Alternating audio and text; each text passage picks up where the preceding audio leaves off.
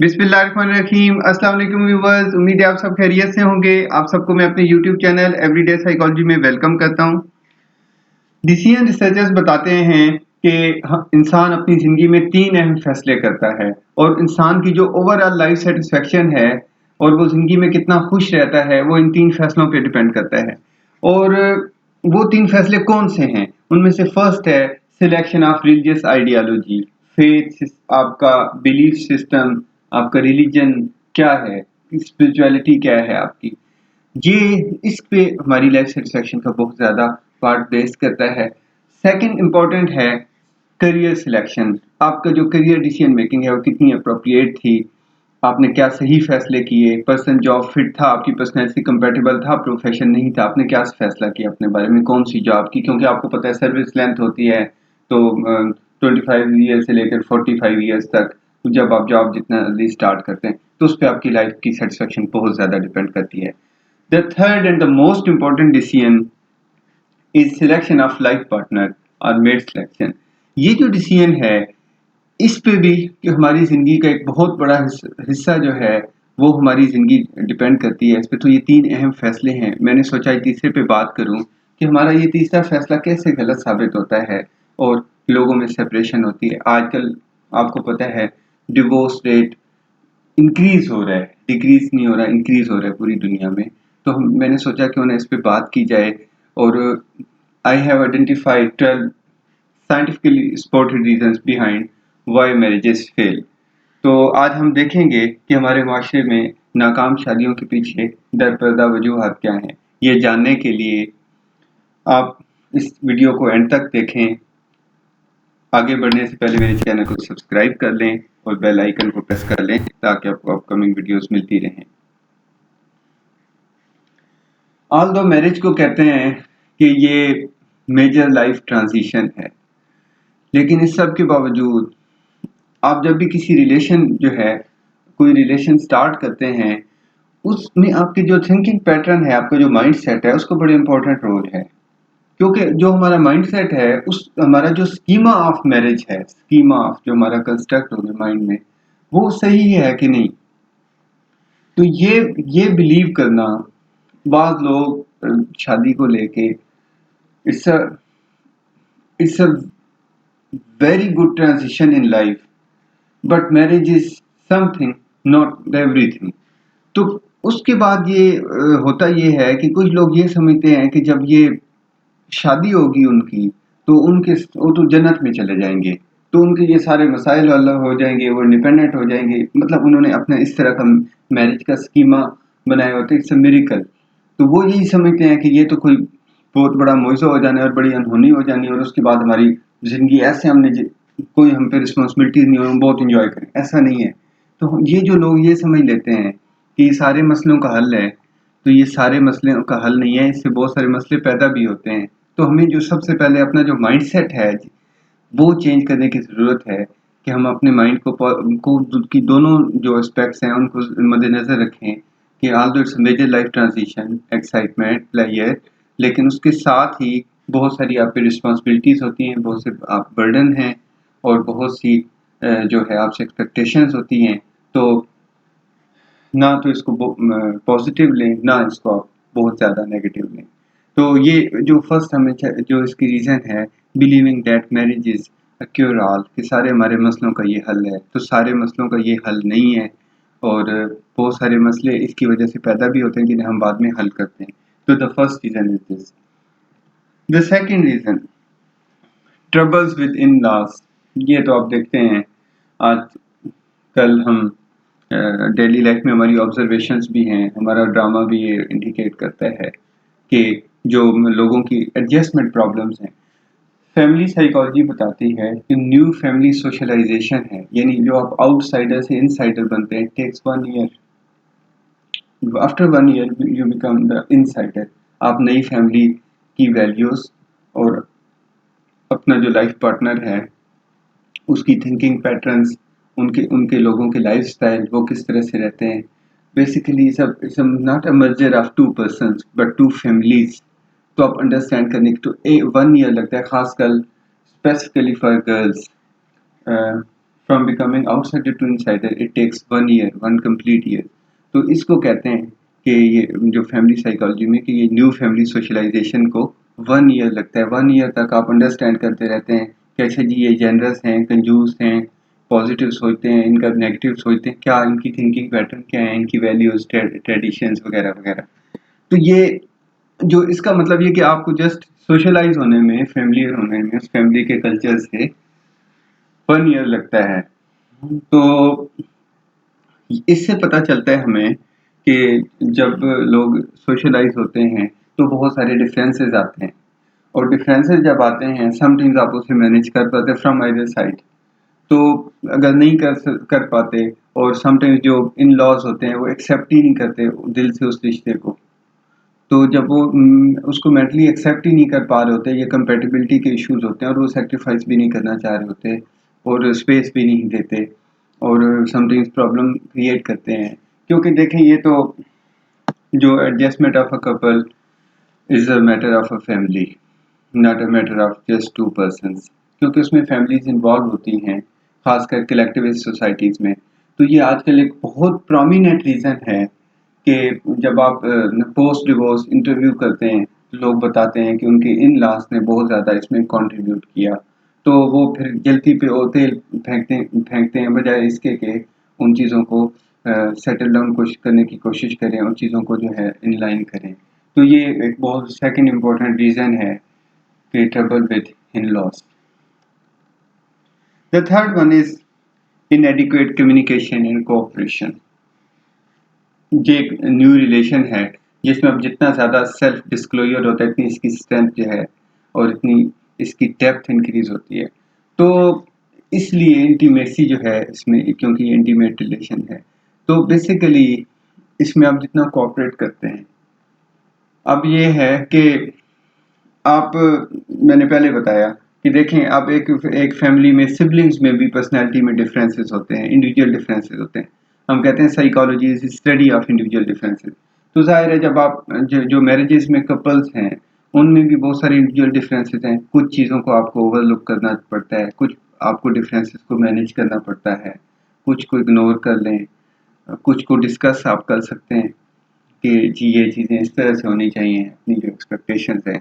तो एक और अहम बात है कि अप्रोप्रिएट कम्युनिकेशन भी नहीं होता, और जब कम्युनिकेशन होता है तो वो भी सही नहीं होता, कि वो भी आप अपना प्रॉब्लम जो है हमेशा में जिससे प्रॉब्लम होने उसी को कहना चाहिए। अगर वो हल होने की जितने ज़्यादा चांसेस हैं तो वो इस वे से हैं।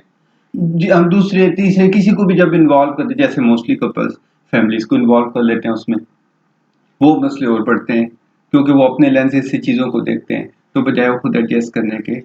तो बात ये है कि हमें जिससे प्रॉब्लम हो ना उससे खुद बात करनी चाहिए, पहले तो ये करनी चाहिए ना, उसके बाद हम देखें कि थर्ड पार्टी इंटरवेंशन आपने करनी है या नहीं।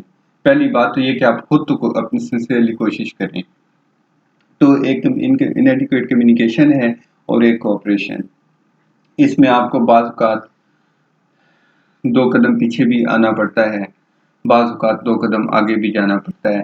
तो ये बेसिकली जो रिलेशन होते हैं उसमें स्टैग्नेशन जो है वो कोई अहम चीज़ नहीं होती, वो कोई काम की चीज़ नहीं है कि आपकी रिजिड स्टैंडिंग हो और आप उससे विथड्रॉ ना कर सकें। तो आपको एक बड़े कॉज़ के लिए, एक बड़े रिलेशन के लिए समटाइम्स सेल्फ सैक्रिफाइस, थोड़ा-सा कोऑपरेट भी करना पड़ता है।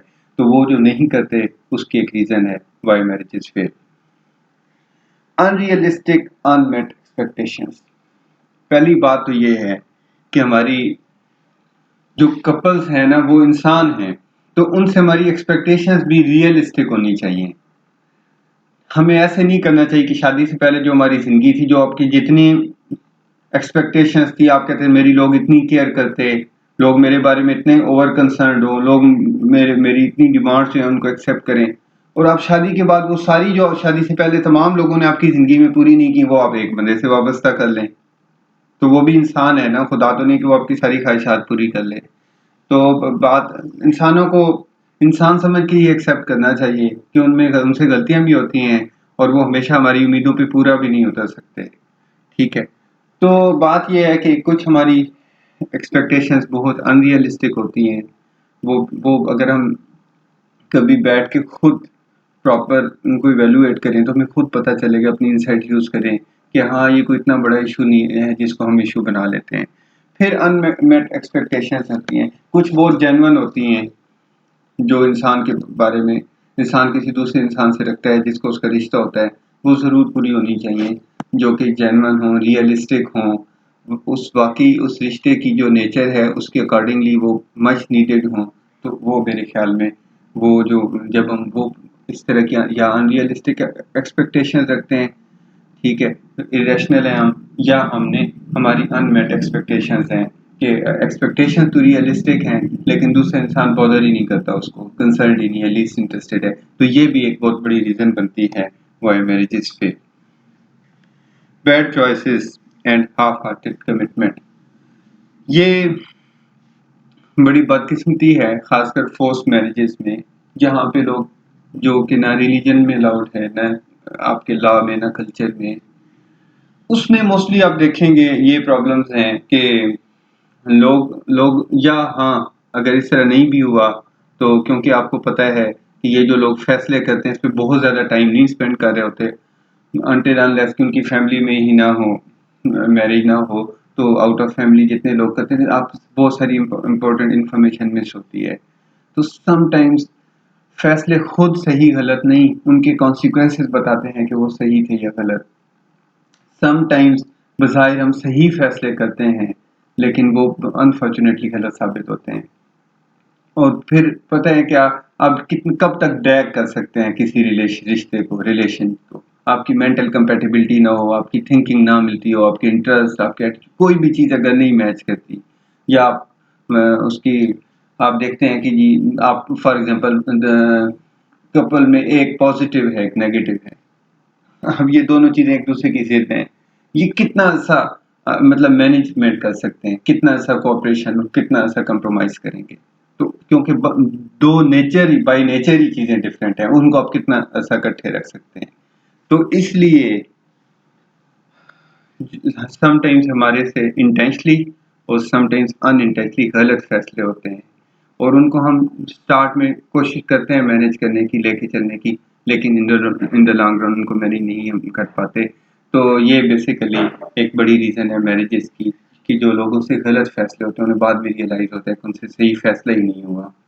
तो ज़ाहिर है फिर उसके कॉन्सिक्वेंसेस बताते हैं कि वो फैसला सही था या गलत, तो हम वो बददिली के साथ किसी हद तक उसको कंटिन्यू करते हैं, लेकिन ज़्यादा ऐसा नहीं। डिफरेंट प्लान्स एंड प्रायोरिटीज़, ये बड़ा इशू है कि एक न्यू फैमिली फॉर्म होती है और उसकी प्रायोरिटीज़ ही डिफरेंट हो, जो कि नहीं होना चाहिए, जो शेयर्ड प्लानिंग होनी चाहिए और आपके कलेक्टिव इंटरेस्ट होने चाहिए अपनी फैमिली की डेवलपमेंट में और अपनी फ्यूचर्स की प्लानिंग्स में। तो बात ये है कि जब ये आप देखते हैं कि नहीं, एक इंडिविजुअल की थिंकिंग और है, उसकी प्रेफरेंसेस और है, दूसरे की प्रेफरेंसेस और है, अगर इस तरह चलें तो फिर इस तरह घर नहीं ना बसते। तो इसमें ये एक मसला भी है कि जो प्लानिंग है वो आपकी शेयर्ड होनी चाहिए, कलेक्टिव होनी चाहिए। Couple means you should collectively manage different things related to your marriage and relationship। तो बात ये है कि ये प्रायोरिटीज़ का बड़ा इशू है कि जब आपकी दोनों की प्रायोरिटीज़ बिल्कुल डिफरेंट होंगी और तो ज़ाहिर है उससे फिर प्रॉब्लम क्रिएट होते हैं। तो ये समटाइम्स मैरिजेस जो है ना उसकी सेपरेशन के रीज़न बनते हैं। लैक ऑफ इंडिविजुअल आइडेंटिटी, अच्छा आप देखेंगे लोगों की मैरिज होती है तो वो स्टार्ट में तमाम नए रिश्तों में हमें स्टार्ट में जो एक्सपीरियंस करते हैं ना वो एक्साइटमेंट है, प्लेजर, फिर हैप्पीनेस, फिर gradually the only beautiful road is untravelled, हर चीज़ आखिर रूटीन बनती जाती है हमारी ज़िंदगी का। तो वो फिर एक्साइटमेंट कम और वो फिर एक रिलेशन परमानेंट बन जाता है और उसको हम उसी तरह से निभाते हैं। लेकिन वो जो स्टार्ट में एक्साइटमेंट होती है उसमें लोग क्या करते हैं जी, अपना मोबाइल दूसरे को दे दिया जी, अपने सारे सोशल कॉन्टेक्ट्स के जो हैं अपने पासवर्ड दे रहे हैं जी कि ये आपको किसकी कॉल आ रही है तो आप अपने पार्टनर को दे रहे हैं, ये लो आप अटेंड कर लो। तो वो जो स्टार्ट में इतने ज़्यादा आप अपनी आइडेंटिटी को डिफ्यूज़ करते हैं या आप बिलावजह सेल्फ सेक्रीफाइस करे जा रहे हैं, जो बंदा किए जा रहे हैं, जो बंदा कहे जा रहे हैं आप माने जा रहे हैं। तो आप हर बात पे विथड्रॉ करते जा रहे हैं। लेकिन फिर जब आपको एक वक्त आता है कि आपको लगता है कि आपकी तो आइडेंटिटी डिफ्यूज हो गई, तो आप तो एग्जिस्ट ही नहीं करते कहीं पे, आपकी कोई चॉइस, आपकी कोई पसंद नापसंद, आपकी राय को सारी चीजें तो डिफ्यूज हो गई हैं। फिर आपको एहसास आता है कि जी ये क्या है। तो आपकी आपकी सेल्फ कहाँ गई उस सारे रिश्तों में, हमारी सेल्फ कहाँ गई। तो ये जो बैलेंस है ये बहुत इंपॉर्टेंट है दुनिया के तमाम ताल्लुकात में, कि एक वक्त में तो आप इस तरफ, तो ये आजकल लोग एक्साइटेड होते हैं तो नहीं। अच्छा, फिर जब एक्साइटेड हैं तो अपनी हर बात शेयर कर रहे हैं, हर बात बता रहे हैं, और जाहिर है फिर कुछ प्रॉब्लम्स आते हैं, कॉन्फ्लिक्ट्स आते हैं, उनमें वही बातें हाईलाइट की जाती हैं। इसमें बड़े इश्यूज हैं कि इंडिविजुअल आइडेंटिटी के, कि समटाइम्स आपको लगता है कि आपकी कोई इम्पोर्टेंस नहीं रही, कोई रिकग्निशन नहीं है। तो उसकी वजह से जब आप अपनी इंडिविजुअलिटी लूज करते हैं, अपना आपको लगता है कि आपकी कोई वहाँ पे आपके लिए स्पेस नहीं है, आपकी बात को एक्सेप्टेबिलिटी नहीं है, वो एक बहुत बड़ी रीज़न है कि आप जो है सेपरेशन की तरफ जाते हैं। Inability to resolve conflict. Conflict के बारे में कहते हैं it is an indispensable function of life. जिंदगी में जब तक कॉन्फ्लिक्ट का सबसे जो सिंपल और प्रोमिनेंट हाइपोथेसिस है ना, वो है कॉन्टेक्ट हाइपोथेसिस। लोग होंगे, मिलेंगे तो कॉन्फ्लिक्ट होगा, वो चाहे एक फैमिली में हो, चाहे सिबलिंग्स में हो, वो चाहे कपल्स में हो। ये आप ना कभी जिंदगी में सोचें कि आप कॉन्फ्लिक्ट फ्री लाइफ गुजार सकते हैं। You have to manage. आपके पास चॉइस होती है कि आप इसको फंक्शनली मैनेज करें या इसको डिसफंक्शनल कोई कॉन्फ्लिक्ट मैनेजमेंट स्ट्रेटजीज यूज करें। लेकिन जो बात है करने की कि ये कॉन्फ्लिक्ट जो है वो हमारी ज़िंदगी में रहते हैं, हम उन्हें फेस करते हैं। तो जब आप कॉन्फ्लिक्ट मैनेजमेंट में फेल हो जाते हैं तो उसके बाद फिर ये कॉन्फ्लिक्ट वेयर होते जाते हैं। आपको पता है, कॉन्फ्लिक्ट जब एक प्रॉब्लम को आप सॉल्व नहीं करेंगे वो मल्टीप्लाई होता जाएगा।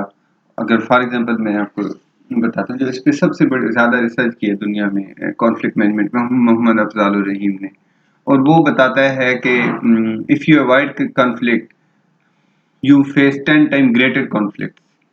आज आप उसको अवॉइड कर ले तो वो और बड़ा हो जाता है, बढ़ते जाते हैं। तो ये एक बहुत बड़ी रीज़न है जो कॉन्फ्लिक्ट्स मैनेजमेंट नहीं कर पाते लोग, उसकी वजह से जो मैरिजेस फेल होती हैं। Failure in limit setting. आजकल ये बड़ा न्यूली इमर्ज्ड और बड़ा पॉपुलर वेरिएबल है साइकोलॉजी में, कॉन्सेप्ट है लिमिट सेटिंग।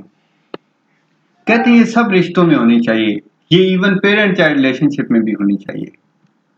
चिल्ड्रन को पता होना चाहिए कि ये आपकी लिमिट्स, उनकी लिमिट्स ये हैं, इसको क्रॉस करेंगे तो आप उन्हें इन चीज़ों को बर्दाश्त नहीं करेंगे, दे विल बी पनिश्ड। तो कहते हैं सब रिश्तों में ये एक बहुत खूबसूरत कॉन्सेप्ट है, ह्यूमन बिहेवियर है लिमिट सेटिंग। और डेकोरम मेंटेन करने के लिए हर रिश्ते का ये ज़रूरी है कि उसमें लिमिट सेटिंग हो, चाहे वो पेरेंट चाइल्ड रिलेशनशिप हो, चाहे वो टीचर स्टूडेंट रिलेशनशिप हो, या कपल्स में रिलेशनशिप हो। आप सोच होंगे कि कपल्स में कैसे लिमिट सेटिंग, मैं आपको बताता हूँ। अब होता क्या है कि जब लोगों की मैरिजेस होती हैं, वो एक्साइटमेंट में अपनी सारी कहानियां पिछली अपनी पूरी फैमिली के एक एक बंदे के बारे में उसको बता देते हैं, वो बाद में उन्हीं के ताने देते हैं। इसी तरह लोग क्या करते हैं, अगर हस्बैंड वाइफ में कपल में थोड़ी सी बात हुई, नहीं जाकर अपनी फैमिली को बता दी, वो अपना माइंड बना लेते हैं कि ये तो बंदा सही नहीं है। वो ये दोनों फिर ठीक हो जाते हैं, वो उसी माइंड से चीज़ों को देखने लगते हैं, क्योंकि उनका तो इतना एक्सपोजर नहीं होता, उन्होंने तो आपके लेंसेज से देखना है। तो इसका मतलब, और इसी तरह जो मैंने पहले भी बात की कि आपने अपनी हर चीज़ खोल के रख दी है, हर चीज़ शेयर कर दी है, there is nothing personal regarding to you. तो ये जो हमारे जो सारे, इवन मैंने आपको उसकी एग्जांपल दी कि इसको बिहेवियर को पढ़ा जाता है इवन पेरेंट चाइल्ड रिलेशनशिप में। कहते हैं कि उनकी सक्सेस को ये one of the important determinants of parent child success of parent child relationship limit setting. तो अगर पेरेंट चाइल्ड रिलेशनशिप दुनिया का ये सिंबॉलिक है लव का, ये रिश्ता क्या जी, खुदा की मोहब्बत को भी माँ की मोहब्बत से सिंबलाइज किया जाता है। तो फिर आप बताएं कि बाकी सब रिश्ते जो उसके बाद आते हैं, तो उन सब में भी किसी न किसी जगह पे कुछ ना कुछ लिमिट सेटिंग होनी चाहिए। जब आप उसको क्रॉस करते हैं ना, उसके बाद ही प्रॉब्लम क्रिएट होते हैं।